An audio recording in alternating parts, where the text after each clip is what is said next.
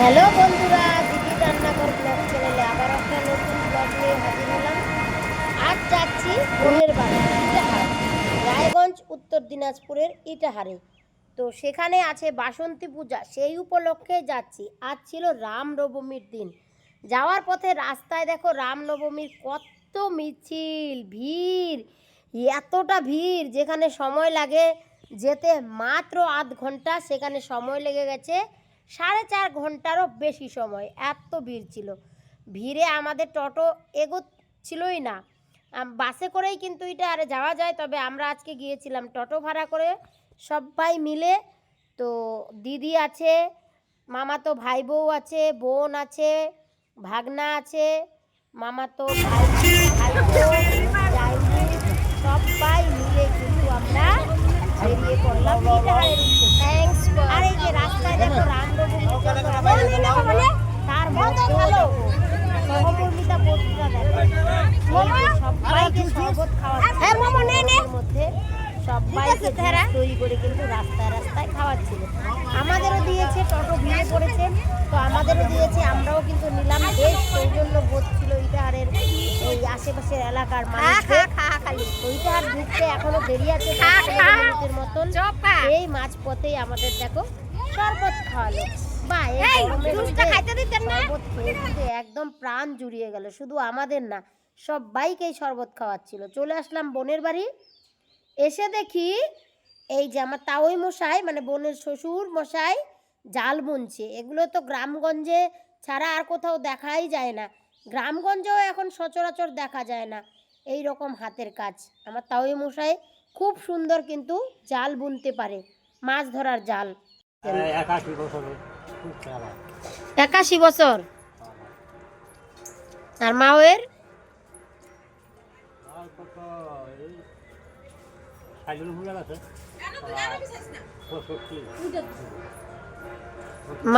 জমিয়ে কিছুক্ষণ আড্ডা মেরে আবার বেরিয়ে পড়লাম ঠাকুর দেখার উদ্দেশ্যে। তো বাসন্তী পুজো, সেই জন্যই কিন্তু ঠাকুর দেখবো। 3-4টা পূজা হয় এখানে। সবাই দেখো একসাথে চলে আসলাম একদম পুজোর মণ্ডপে। প্রথম যে প্যান্ডেলটা, এটাতেই আগে পুজোটা দেখে নিচ্ছি। তখন কিন্তু বিকেলবেলা, আর বিকেলবেলা একদম ফাঁকাই ছিল, লোকজন তেমন একটা এই মণ্ডপের পাশে ছিল না। তবে মণ্ডপের সামনের দিকেই কিন্তু খিচুড়ি রান্নার ধুম পড়ে গেছিল, সেখানে প্রচুর ভিড় ছিল। তো ঠাকুর দেখে আবার আমরা ফেরার পথে এখানেই দেখো মাঠে ক্ষীরা নিচ্ছি। কি সুন্দর সুন্দর ক্ষীরা জমি, ক্ষীরাই বলি আমাদের বাড়ির ভাষায়। ক্ষীরাই পেয়ে দেখো আমি দারুণ খুশি, একদম তাজা তাজা ক্ষীরাই। আর এই ক্ষীরাইগুলো কিন্তু গাছের তাজা ক্ষীরাই, খেতে কিন্তু সেই স্বাদ, সেই জন্যই কিন্তু দারুণ খুশি। ব্যাস ক্ষীরাই টিরাই নিয়ে আমরা আবার যাচ্ছি আরেকটা মন্দিরের দিকে, অন্য একটা মণ্ডপের দিকে। এই যে দেখো এই মণ্ডপে আবার চলে আসলাম। এসে আগে মায়ের মুখ দর্শন করলাম। এখন চলো মায়ের মুখ দেখে মায়ের আশীর্বাদ নিয়ে নিই। মায়ের কাছে এই কামনা রইল, আমি আমার পরিবার তথা সকলেই ভালো থাকুক, এমনকি এই পৃথিবীর সবাইকে মা সুস্থ রাখুক, ভালো রাখুক, এই কামনা করে আমরা একটু অনুষ্ঠান দেখবো বলে বসে পড়লাম।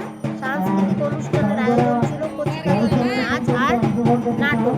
চলো এখন আমরা অনুষ্ঠান দেখবো। প্রসাদ বিতরণের সে কি দৃশ্য, আমি এর আগে সত্যি বলছি এরকম সুন্দর করে প্রসাদ পরিবেশন করতে দেখিনি। যে দৃশ্যটা তোমরা এখন চোখ জুড়িয়ে যাবে, তোমাদেরও কিন্তু ভীষণ ভালো লাগবে। প্রসাদ বিতরণ অলরেডি দেখো শুরু হয়ে গেছে। প্রসাদ বিতরণ নাকি বিয়ে বাড়ির প্যান্ডেলে খাওয়া দাওয়া, কিচ্ছু বোঝা যাচ্ছিল না, এত সুন্দর আপ্যায়ন চলছিল। আর এদিকে অনুষ্ঠানে চলছে এখন কুইজ প্রতিযোগিতা। ইচ্ছা মতো দর্শকের দরবারে প্রশ্ন উত্তর পারলে সঙ্গে সঙ্গে পুরস্কৃত করা হচ্ছে।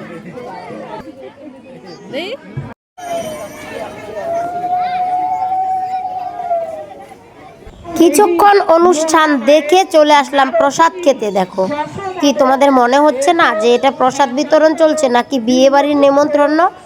একদম ঠিক তেমনই আপ্যায়ন ছিল। ছিল টেবিল চেয়ার, অসংখ্য পরিমাণে টেবিল চেয়ারের ব্যবস্থা, তার সঙ্গে কিন্তু ক্যাটারিংও আসা হয়েছিল। আর সব থেকে বিশেষ আকর্ষণ ছিল এখানে মহিলারা কিন্তু ক্যাটারিং করছিল। সবাই দেখো এক কালারের ড্রেস পরে ক্যাটারিংয়ের এত সুন্দর পরিপাটি করে পরিবেশন করছিল, এর আগে আমি কখনো কোথাও এরকম করে পরিবেশন করতে দেখিনি। এই যে দেখো, মা গঙ্গা মহিলা ক্যাটারারের দল এখানে পরিবেশনের দায়িত্ব ছিল। আইটেমে ছিল সেই সুন্দর করে ভুনা খিচুড়ি, আর ছিল চাটনি, টমেটোর চাটনি, আর ছিল নিরামিষ ঘন্ট। ওফ, যা লাগছিল না প্রসাদ! প্রসাদ তো প্রসাদই হয়, বাড়িতে যত সুন্দর করে রান্না করা হোক প্রসাদের মতন স্বাদ কিন্তু হয় না। নামেই যার প্রসাদ, সত্যি না খেলেই আফসোস। তোমরা আগামী বছর অবশ্যই চলে এসো ইটাহারে। রাম নবমী দশমী 2 দিনই কিন্তু ঢালাও খিচুড়ি খাওয়া হয়। আর ঠিক এইভাবে বিয়ে বাড়ির প্যান্ডেলের মতো প্যান্ডেল করে চেয়ার টেবিল পেতে একদম সাদরে পরিবেশন করা হচ্ছিল। অনেকটা জায়গা ঘিরে কিন্তু পরিবেশন চলছিল। এদিকে আবার উল্টো দিকে রান্না বান্নাও চলছিল তোড়জোড়ে। এক কথায় আমার তো ভীষণ ভালো লেগেছে ইটাহার গ্রামের সমস্ত মানুষদের, তার সাথে তাদের ব্যবহার, তাদের আয়োজন, কমিটির সকলের যে ব্যবস্থাপনা চিন্তা ভাবনা দেখে সত্যি অনুষ্ঠান এত সুন্দর চলছিল, সব ভালোই চলছিল। ইটাহারবাসী সকলেই ধর্মে কর্মে এতটা নিপুণ আর এতটা মন, সত্যি ভীষণ ভালো লাগছিল। তবে সব ভালোর মধ্যেও একটা খারাপ কিন্তু আমার লেগেছে, সেটা হচ্ছে ইটাহারবাসীর কষ্ট দেখে। প্রত্যেকটা বাড়িতে জলের সমস্যা, এদের দেখে আমার মানে কি বলবো, মানে ভাষায় প্রকাশ করতে পারছি না যে ইটাহারের মা বোনেদের এত ধৈর্য, এত সহ্য, তারা সংসারের কাজকর্ম এত কষ্টের সাথে করে, তার কারণ জলের সমস্যা। কথায় আছে জল নষ্ট সকলের কষ্ট, কেউ জল অপচয় করছে, আর ইটাহারবাসী সবাই জলের কষ্ট করছে। ইটাহারবাসীর জলের কষ্ট দেখে আমাদের কিন্তু এখান থেকে একটা শিক্ষাই নিতে হবে, বিনা কারণে অপ্রয়োজনে কেউ যেন জল নষ্ট না করি, না হলে ইটাহারের মতন দুর্দশা কিন্তু আমাদের অন্যান্য সকল গ্রাম শহর সব জায়গায় হতে পারে। জল হচ্ছে জীবন, জলের আরেক নাম জীবন, জলই জীবন। তাই জল অপ্রয়োজনে কেউ কিন্তু অপব্যবহার করব না, আজ থেকে এটাই পণ করব। এটুকুই আমার শুধু বলার ছিল। হাতিডোবা থেকে আগত পরিমল দাস 100 টাকা দান করলো। থাকবে অর্পিতা দাস প্রস্তুত থাকবে। এই প্যান্ডেলটা ছাড়াও কিন্তু আরো 2টা প্যান্ডেল ছিল। তো ওই প্যান্ডেলগুলো তো যে পুজোর আয়োজন করা হয়েছিল, ওখানে যাত্রাপালা ছিল, আমার ঠিক তেমন ভালো লাগলো না যাত্রাপালাটা। সাংস্কৃতিক অনুষ্ঠানটাই মন করে দেখছিলাম, বেশ ভালোই লাগছিল। এখন কিন্তু পরিবেশন হবে কচি কাচাদের নাটক, যেটা ছিল বিশেষ আকর্ষণ। তোমরাও দেখলে তোমাদেরও কিন্তু ভীষণ ভালো লাগবে। চলো দেখে নাও নাটকটা, এত ভালো ছিল। সত্য ঘটনা, আমার বউ যে মিথ্যা কইছে একটাও সত্য না। শুনুন শুনুন গ্রামবাসী, শুনুন সত্য ঘটনা, বিয়া কইরা এখন আমার বাদ কাপড় দেয় না। শুনুন শুনুন গ্রামবাসী, শুনুন সত্য ঘটনা, আমার বউ যে মিথ্যা কইছে একটাও সত্য না। বিয়ের পরে নিয়ে গেল আমার গায়ের গহনা, আমার গায়ের গহনা, জয় গয়না বেচা জমি রাখি, সেই কথা কি জানো না, সেই কথা কি জানো না। গয়না বেচা জুয়া খেলছো কইতে আমায় বলো না, বিয়া কইরা এখন আমার বাদ কাপড় দেয় না। বয় মুরুবের সামনে তুমি মিছা কথা কইও না, মিছা কথা কইও না। বিয়ের কয় মাস পরে তুমি চইলা গেলা খুলনা, চইলা গেলা খুলনা। সবাই হাত তালি দিবেন। আমি খুলনা গেছি, সেই কথা কি জানো না, সেই কথা কি জানো না। আমি নারের সাথে লইয়া দেখতে গেছো সিনেমা, বিয়ে কইরা এখন আমার বাদ কাপড় দেয় না। শুনুন শুনুন গ্রামবাসী, শুনুন সত্য ঘটনা, আমার বউ যে মিথ্যা কইছে একটাও সত্য না। শুনুন শুনুন গ্রামবাসী, শুনুন সত্য ঘটনা, বিয়া কইরা এখন আমার বাদ কাপড় দেয় না। তোমাদেরকে পুরস্কৃত করা হবে, সবাই হাততালিতে উৎসাহিত করবে খুব সুন্দর নাটক পরিবেশন করার জন্য। এরপরে স্টেজে আসবে অর্পিতা দাস। অর্পিতা দাসের মিউজিক রেডি করো।